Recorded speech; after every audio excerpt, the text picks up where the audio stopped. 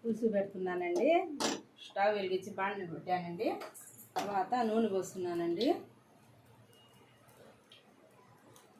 ఇదండి చామగడ్డలు 3 విజిల్లు పెట్టుకున్నానండి. కుక్కర్లో వేసి బాగా కడిగేసి 3 విజిల్లు పెట్టుకున్నానండి. తర్వాత ఎర్రగడ్డ, టమాటా, కరివేపాకు, కొత్తిమీర, తెల్లగడ్డ అండి.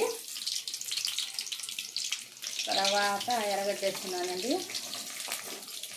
అది బాగా దూరగా వేగాలండి. అది దూరగా వేగాలండి. ఇది వచ్చిందండి. టమాటా వేస్తున్నాను.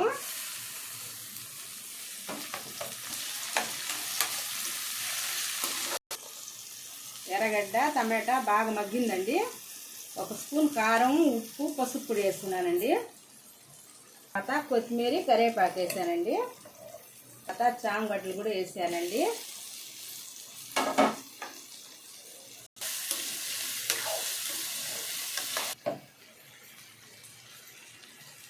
వేస్తున్నానండి.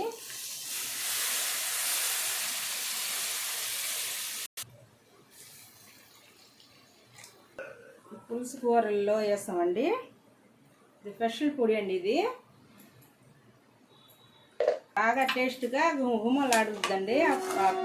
పొడి వేస్తే ఇదండి సన్నటి మంట మీద ఒక 10 నిమిషాలు ఉడకాలండి. ఇది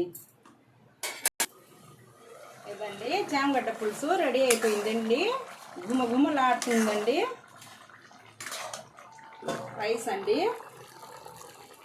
మీకు ఇష్టపడితే ఒక లైక్ చేయండి, షేర్ చేయండి, సబ్స్క్రైబ్ చేయండి.